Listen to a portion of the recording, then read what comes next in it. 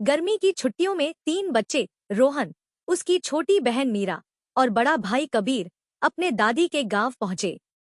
गांव खूबसूरत था, खेत, पेड़, पक्षियों की आवाजें। लेकिन गांव वालों के चेहरे पर एक अजीब सा डर था। गांव के पीछे फैला था एक घना जंगल, काला वन।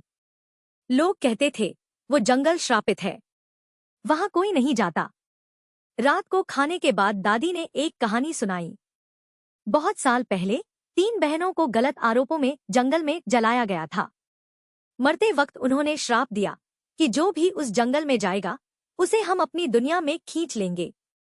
मीरा थोड़ी डर गई, लेकिन रोहन ने हंसते हुए कहा, डरपोक लोगों की बनाई हुई कहानी है। कबीर ने चेतावनी दी, ऐसी बातों को मजाक मत समझो, रोहन। लेकिन अगली ही दोपहर रोहन ने मीरा और कबीर को जंगल चलने के लिए मना लिया। तीनों जंगल में दाखिल हुए। जैसे जैसे वे अंदर बढ़े, सूरज की रोशनी कम होने लगी। हवा ठंडी और भारी हो गई।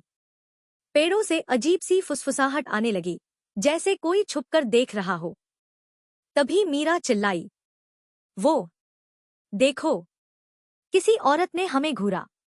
उसके पैर उल्टे थे। लेकिन रोहन हंस पड़ा, तुम्हें वहम हो रहा है। अचानक तीनों एक दूसरे से बिछड़ गए। अब जंगल ने अपना खेल शुरू कर दिया था। कबीर को दिखा उसके माता पिता उसे पुकार रहे हैं, लेकिन वो आग में जल रहे हैं। मीरा को सुनाई दिए कई लोग उसे चिढ़ा रहे हैं, कमजोर लड़की। और रोहन, उसे दिखा उसका ही अंधेरा रूप, जो कह रहा था, तू डरपोक है, तूने सबको खतरे में डाल दिया। अब तीनों अकेले थे, डरे हुए और चुड़ैलों के जाल में फंसे हुए। किसी तरह तीनों एक खंडहर मंदिर में पहुंचे। वहां एक टूटी हुई शिला पर कुछ लिखा था, सच को स्वीकार करोगे तभी श्राप टूटेगा। मीरा ने रोहन की ओर देखा। वो चुप था, कांप रहा था। फिर उसने सिर झुकाकर कहा, मैं डर गया था कि लोग मुझे कायर कहेंगे, इसलिए तुम्हें इस जंगल में लाया, ताकि मैं साबित कर सकूं कि मैं बहादुर हूं।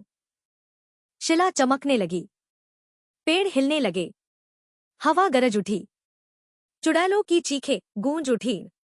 अचानक तीनों के सामने 3 चुड़ैलें प्रकट हो गईं। लंबे बिखरे बाल, जलती आंखें, उल्टे पैर और डर से भरी आवाजें। तभी जंगल के छोर से एक तेज रोशनी आई। वो थे रुद्र बाबा, गांव का सबसे बूढ़ा और समझदार इंसान। उन्होंने मंत्र पढ़ना शुरू किया, शांति रक्षति तेजा, आत्मा को मुक्त करो। तेज रोशनी के बीच चुड़ैलें चीखती रहीं और फिर धीरे धीरे राख बनकर उड़ गईं। सुबह की पहली किरण के साथ जंगल शांत हो गया। तीनों बच्चे गांव लौटे। सबने उन्हें गले लगा लिया। रोहन ने सिर झुकाकर कहा, अब समझ आया, बहादुरी डर को छिपाने में नहीं, उसे स्वीकार करने में होती है। सीख, कभी भी अपने डर को दबाओ मत, उसे स्वीकार करो, क्योंकि वहीं से सच्ची बहादुरी की शुरुआत होती है।